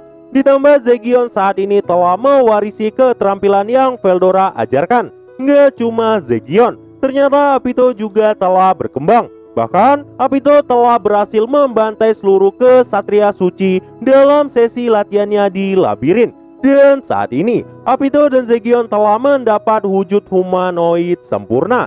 Dan mulai saat ini, labirin telah berubah. Dimulai dari lantai 60 telah menjadi zona bahaya. Apito juga telah menyelesaikan evolusi abnormal dan menjadi Queen. Serta Zegion telah menjadi yang terkuat di antara semua penjaga labirin selain Veldora. Gak cuma itu, Kumara juga telah menyerap perwujudan yang mengerikan. Bahkan 4 Raja Naga yang dibawa Milim telah berevolusi menjadi Dragon King. Itu karena penyerapan energi besar dari Veldora. Dan saat ini kekuatan Baretta juga mulai nggak logis. Tapi saat ini Baretta tuh berperan sebagai administrator yang kurang lebih sebagai wakil Ramirez. Min, pandangan penjaga labirin tentang Rimuru gimana? Oke, kita bahas. Untuk Zegion dan Apito, mereka tuh sangat menghormati Rimuru. Dan satu-satunya keinginan mereka hanya untuk melayani Rimuru seumur hidupnya. Kemudian Adalman. Menurut Rimuru, Adalman telah mendapat pemahaman yang salah dengan menganggap Rimuru sebagai dewanya. Bahkan Albert juga mulai ikut-ikutan Adalman. Dan untuk penjaga yang lain, mereka semua sangat senang memiliki tuan seperti Rimuru. Dan mereka akan memberikan kesetiaan abadi kepada Raja Iblis Rimuru. Rimuru pun senang melihat evolusi semua bawahannya dan perkembangan mereka yang telah melebihi harapan Rimuru. Jadi dengan kekuatan yang sebesar ini, bahkan sekalipun Kekaisaran Timur menyerang, Rimuru yakin gak terkalahkan di dalam labirin. Hari-hari pun berlalu, sihir pengawas juga telah selesai. Rimuru pun menjadikan ruang kendali di sebelah kamar Veldora, tepatnya di lantai 100, yang nantinya semuanya akan dipindahkan ke sini. Dan persiapan tentang terjadinya perang telah sempurna. Rimuru juga telah mengembangkan Megiddo sebagai media untuk memantau semua lokasi yang tersebar di wilayah Tempest, yang idenya didapatnya dari keahlian Moss. Rimuru pun langsung mengirimkan slam salinannya ke berbagai tempat sebagai media pelepasan sihir, dan semuanya terhubung dalam Space Domination. Sistem ini pun berjalan sangat baik dengan konsumsi energi yang sangat kecil, dan sistem ini nantinya dikenal dengan sebutan Argos, yang berarti mata dewa. Dan saat itulah Rimuru pun telah menyelesaikan teknik ini. Diablo saat itu makin kagum dengan tuannya. Dia pun terus muji-muji Rimuru. Ternyata gak cuma sebagai kamera mata-mata, Rimuru bahkan bisa menembakkan Megiddo dari jarak yang sangat jauh. Dan ini tuh juga ngagetin Rimuru saat uji cobanya berhasil. Namun kelemahannya, kekuatan ini tuh agak lemah di malam hari, karena Rimuru tuh membutuhkan cahaya untuk memantulkannya menjadi laser energi. Dan begitulah, setelah keberhasilannya, Rimuru pun langsung kembali ke kantor. Dan saat itu Suna pun ngasih tahu ada orang yang ingin bertemu Rimuru. Rimuru pun langsung menemuinya. Ternyata itu adalah Shinji dan rekannya. Shinji berkata, "Yang mulia Rimuru, kami bertiga ingin bekerja di negara ini. Jadi apakah Tuan bisa memberikan kami pekerjaan?" Rimuru pun tersenyum dan langsung ngajak mereka. Di sini Rimuru berniat membuat Gadra mengolah lantai 60 labirin dan memintanya mempelajari golem guardian. Siapa tahu Gadra tuh bisa mengembangkannya menjadi lebih baik di masa depan. Rimuru pun mempekerjakan Shinji dan rekannya sebagai peneliti labirin. Mereka pun langsung menemui Ramirez dan Rimuru mengenalkan mereka. Di sini Shinji dan yang lain tuh sangat kaget ada peri di dalam labirin. By the way, mereka tuh belum tahu kalau Ramirez ternyata adalah Raja Iblis. Dan saat itu juga mereka pun resmi bekerja di dalam labirin. Hari-hari pun berlalu, tapi belum ada kabar dari Gadra. Rimuru pun jadi khawatir dan bertanya-tanya apa Gadra masih baik-baik aja. Rimuru pun langsung pergi ke ruang kendali untuk berdiskusi dengan Benimaru. Rimuru juga mulai mengintai lewat mata dewa untuk memeriksa apakah ada pergerakan aneh di sekitar wilayah Tempest. Tapi sepertinya masih belum ada. Benimaru pun kagum sama sistem mata dewa ini, dan di sini Diablo masih muji-muji Rimuru. Benimaru pun berkata, Diablo nggak boleh berlebihan, karena itu bisa menyulitkan Tuan Rimuru. Rimuru pun berkata, Benimaru benar, Diablo selalu berlebihan jika menceritakan Rimuru. Ngedengar tuannya ngomong begini, Diablo kayak mau nangis. Di saat mereka lagi mengobrol, tiba-tiba seseorang berteleport ke lantai 70. Rimuru pun langsung menemuinya. Diablo ikut bersama Rimuru saat itu. Dan ternyata orang yang melakukan teleport ke lantai 70 adalah si Gadra yang berhasil selamat dari kekaisaran. Gadra berkata, "Kukira aku akan mati." Rimuru pun bertanya, "Bagaimana hasilnya?" Gadra pun saat itu menjelaskan kalau dia tuh udah minta perang kekaisaran dibatalkan, namun tetap nggak bisa. Dan karena itu Gadra pun meminta izin bertemu kaisar. Tapi sayangnya tiba-tiba dia dibunuh oleh seseorang. Untungnya Gadra punya gelang kebangkitan dari Ramirez. Makanya Gadra langsung mengatur sihir pengembalian. Dan hasilnya Gadra pun berhasil selamat dan kembali ke dalam labirin. Rimuru pun bertanya, "Jadi siapa yang menyerang dirimu?" Dan saat itu Gadra pun menunjukkan lukanya. Dan terlihatlah sebuah tikaman tepat di jantung belakangnya. Rimuru pun senang karena Gadra berhasil melarikan diri dari sana. Dan saat itulah mereka pun langsung melanjutkan percakapan untuk berbagi informasi. Dari penjelasan Gadra, sepertinya kekaisaran beneran siap berperang. Dan seolah mereka merasa militer mereka adalah yang terkuat. Mendengar ini, Rimuru dalam hati berkata, mereka terlalu percaya diri. Tapi karena perang akan merugikan, Rimuru pun jadi ingin bernegosiasi secara langsung dengan pihak kekaisaran. Dan di sini Rimuru pun menunjukkan hasil gambar pengintaian si Argos. Buat yang belum tahu, sebenarnya Argos itu apa? Ini tuh semacam sistem mata dewa yang Rimuru ciptakan sendiri dari Megiddo. Untuk lebih detailnya, udah gua bahas di pembahasan sebelumnya. Melihat hal ini, Diablo pun berkata, "Kufufufu, tuanku luar biasa. Bahkan dengan ini, gak semua orang kuat yang akan sadar kalau mereka telah dihintai. Karena itu, beneran sihir alami.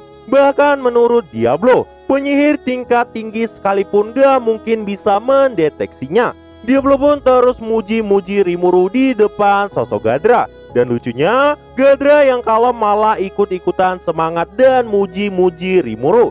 Kayaknya bentar lagi Gadra bakalan ketularan Diablo atau Adalman. Karena Rimuru kesal sama Gadra dan Diablo, dia pun minta Sion membawa mereka pergi. Dan setelah semuanya kembali tenang, pengintaian pun dilanjutkan. Di sini Rimuru bertekad dia akan membantai musuhnya. Tapi apapun yang terjadi saat perang besar, Rimuru nggak bakal nyakitin masyarakat umum yang nggak ada kaitannya. Dan setelah kekalahan kekaisaran, Rimuru akan menyatakan perang selesai. Dan singkat cerita, di ruang kendali, Rimuru pun melakukan pertemuan. Berikut adalah bawahan Rimuru yang ada di sana.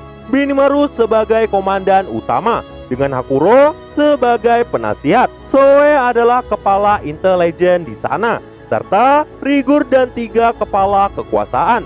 Di sisi lain ada Suna dan Lilina. Kemudian ada Rigur, Kaijin, dan Kurobe sebagai pendukung. Terus ada Vesta dan Myormel sebagai konsultan. Dan ada pemimpin pasukan lain, yaitu Gopta, Gabir, dan Gel, serta Testarossa, Ultima, dan Carrera. Dan gak lama, Diablo yang dikurung tadi akhirnya juga ikut bersama Sion.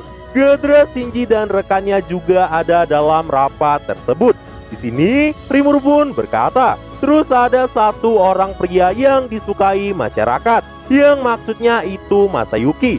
Masayuki pun berkata kalau dia tuh bukan orang yang seperti itu. Melihat Masayuki yang akrab sama Rimuru, Gadra pun makin kagum sama Rimuru. Dia tuh beneran gak nyangka tuannya Raja Iblis Rimuru adalah makhluk hebat yang sangat baik. Oh iya, Veldora dan Ramirez juga ada di sana dengan Beretta, Trainee, dan Carrie sebagai wakil mereka. Kemudian Rangga pun keluar dan langsung berdiri di samping Rimuru. Astaga, gua merasakan scene epic di sini jika animenya udah ada. Dan pertemuan dimulai. Di sana ada sebuah layar dan terlihatlah karyot dari Kekaisaran Timur. Melihat hal itu, Shinji pun sangat kaget. Rimuru pun bertanya benda apa itu sebenarnya. Ternyata itu adalah senjata modern dari Kekaisaran Timur yang berbentuk kereta. Dan bahkan itu tuh mampu menempuh kecepatan lebih dari 100 km per jam. Rimuru pun bingung cara ngadepin mereka, karena dia sendiri bahkan gak punya pasukan mobil sihir. Dan berdasarkan informasi, jumlah pasukan Kekaisaran Timur mungkin akan mencapai jutaan dengan persenjataan militer yang sangat mengerikan. Tapi semua orang dalam rapat itu sangat yakin selama Rimuru di belakang mereka, gak ada seorang pun yang bisa mengalahkannya. Gadra juga pernah jelasin, orang-orang yang memiliki unit karyot adalah Legium Mecha yang dikenal dengan sebutan Divisi Magic Karyot, serta merupakan kekuatan utama dari Kekaisaran Timur. Dan dengan adanya Gadra di pihak Rimuru, itu tuh bener sangat ngebantu Rimuru. Bahkan Gadra juga berhasil membuat Kalgurio yang merupakan pemimpin pasukan mecha sampai mengincar labirin. Dan semuanya bakalan Benimaru yang atur. Melihat Gopta yang saat itu khawatir, Benimaru pun berkata, Gopta hanya perlu fokus pada pasukan karyot. Lupakan saja tentang kota. Selama kita semua baik-baik aja, kota yang rusak bisa kita pulihkan kembali. Lagian saat Kekaisaran tiba nanti, Tuan Rimuru pasti akan mengevakuasikan semua warga kita. Dan saat ini di layar terlihatlah pasukan kekaisaran yang mulai bergerak. Sepertinya invasinya juga dilakukan dari berbagai rute. Sebagian telah memasuki hutan besar Jura, namun memang unit Karyot belum bergerak. Dan saat ini peran dari Gupta untuk mempertahankan kerajaan Dwargon yang menjadi awal target mereka. Gupta dan pasukannya pun akan segera bergerak. Ternyata Rimuru juga udah jelasin hal ini kepada Raja Gazel. Dan Gazel pun senang banget karena Rimuru tuh bersedia membantu dirinya. Lah Min, kenapa mereka tuh nyerang Dwargon dulu? Nah jadi rute ini tuh terletak di perbatasan antara Dwargon dan Federasi Jura Tempest. Makanya mereka tuh berniat menguji kekuatan mereka di Dwargon dulu. Dan alasan pasukan Rimuru bergerak secepat ini karena jika seandainya kelamaan, tentara kekaisaran akan mengacau kerajaan Dwargon terlebih dahulu. Lagi pula kekaisaran adalah musuh semuanya. Jadi lebih baik mereka tuh saling melindungi. Dan di sini Gadra pun ikut jelasin, ternyata kekaisaran juga punya rencana menghindari kepungan dari pasukan Dwargon dan Rimuru. Makanya mereka saat ini menyelinap untuk melakukan serangan tiba-tiba. Setelah Gupta diminta menghadang mereka, sekarang giliran si Gabir. Benimaru berkata, tugas Gabir menjaga semua orang yang akan dievakuasi dari udara. Dan setelah selesai, mereka juga harus segera membantu pasukan Gupta. Gabir pun dengan percaya diri mengikuti perintah Benimaru. Tapi mereka tuh juga harus cepat, karena pasukan kekaisaran mungkin bakal sampai lebih cepat dari perkiraan mereka. Dan saat itu Benimaru pun mulai menjelaskan lebih detail. Dan berbagai titik di hutan besar Jura udah ditandai. Dan yang bertugas menjaga wilayah adalah si Gel. Rimuru pun kagum. Sepertinya Benimaru dan Gel langsung saling mengerti. Kemudian jika seandainya sistem mata dewa bermasalah, inilah saat bagi Soe beraksi. Soe pun berkata, aku setuju. Lagi pula Mos juga telah membantuku melakukan pengintaian. Karena faktanya semenjak ada Mos, hutan besar Jura saat ini berada di bawah pengawasan penuh. Semua informasi yang selama ini tertutup telah didapatkan dengan sangat mudah. Tapi ini tuh wajar aja, karena Mos sendiri adalah iblis tertinggi yang gak pernah kalah dari iblis lain selain primordial. Soe pun saat itu tersenyum sebagai tanda dia siap membantai. Persiapan pun telah matang. Ketiga panglima militer telah diberikan tugas. Dan saat itu Benimaru pun berkata, yakinlah tuanku Rimuru, kami tidak akan pernah kalah dalam perang. Dan kami nggak akan pernah meremehkan musuh kami, serta akan menunjukkan kekuatan terbaik yang telah engkau berikan. Dan setelah ucapan Benimaru, semua orang tersenyum. Dan dalam senyuman mereka seolah berkata, kami akan memberikan segalanya untuk perdamaian yang tuanku inginkan. Asli gua tuh salut banget sama pasukan Rimuru. Rimuru pun tersenyum dan langsung memanggil Testarossa Ultima dan Carrera. Dan saat itu dia pun memerintahkan mereka untuk membantu ketiga jenderal pasukan. Testarossa Ultima dan Carrera berkata, segalanya untuk keinginanmu tuanku. Akan kami bantai semuanya untukmu dan memberikan kemenangan padamu. Rimuru sangat bahagia. Dan saat itu Testarossa bergabung dengan Gupta. Kemudian Gabir diserahkan ke Ultima. Dan kebetulan Ultima tuh juga suka dengan sikap Gabir. Dan untuk Gel, dia tuh diserahkan kepada Carrera. Karena Rimuru yakin mereka tuh bisa menjadi teman yang baik. Dan saat itu Masayuki pun menanyakan sesuatu. Kenapa dia tunggal diberikan tugas sebagai pemimpin pasukan sukarelawan? Tapi ternyata itu karena Rimuru mau Masayuki menggunakan kekuatannya untuk mengurangi kekhawatiran semua orang sambil memimpin pasukan sukarelawan. Masayuki pun setuju dengan permintaan dari Rimuru. Dan karena itu pasukan sukarelawan Masayuki akan menenangkan semuanya. Rimuru juga ngasih tahu pada Masayuki kalau dirinya akan memindahkan semua warganya ke dalam labirin. Dan setelah itu Rimuru pun mengucapkan terima kasih kepada Ramirez dan Veldora Mendengar ini, mereka berdua pun sangat kaget. Ramirez berkata, "Bisa nggak Rimuru ngomong sekali lagi?" Veldora berkata, "Gua hahaha. Ayolah Rimuru, sekali lagi saja." Rimuru pun jadi malu dan berkata, "Terima kasih banyak karena kalian selalu di pihakku. Jika seandainya lantai 100 tempat Veldora dilewati, udah pasti semuanya juga akan terbantai." Veldora pun berkata, "Oi, aku tuh nggak mungkin bisa dikalahkan. Jadi tenang aja." Rimuru pun berkata, "Jangankan Veldora, Rimuru juga yakin penjaga labirin nggak mungkin bisa tertembus semua." Dan di sini Rimuru pun minta Masayuki untuk menjaga para muridnya, dan semuanya berjalan sangat lancar. Singkat cerita, Masayuki pun telah mengumumkan Raja Iblis Rimuru bersedia melindungi umat manusia. Mereka pun memuji pahlawan Masayuki. Ya, walau sebenarnya Masayuki tuh nggak ngapa-ngapain. Setelah tahu kota mereka tuh dijaga oleh pahlawan Masayuki dan Raja Iblis Rimuru, seluruh penduduk sama sekali nggak takut dengan serangan ke Kaisaran Timur. Mereka jadi sangat yakin semuanya pasti akan segera berakhir. Dan di sisi lain, terdapat percakapan kecil. Dan disinilah kemunculan pertama sosok Felgreen. Felgreen berkata, "Kau sudah sadar, Rudraku." Buat yang belum tahu, Felgreen ini merupakan salah satu dari 4 True Dragon. Dia adalah kakak dari Veldora yang punya julukan Sword Dragon. Felgreen berkata, "Kita pasti akan menang. Aku akan memaksa para dwarf keluar dari sarang mereka dan menghancurkan kesombongan Raja Iblis baru itu. Kemudian akan ku bawakan Veldora padamu. Dan pada akhirnya, ayo kita buat Ji mengakui penguasa dunia ini hanyalah dirimu." Rudra berkata, "Itu bagus, tapi apakah mungkin adikmu akan melawan?" Felgreen pun berkata, "Dia pasti akan melawan." Rudra berkata, "Itu artinya pasukanku mungkin akan mengalahkannya. Dan saatnya telah tiba. Ini akan jadi deklarasi kemenanganku."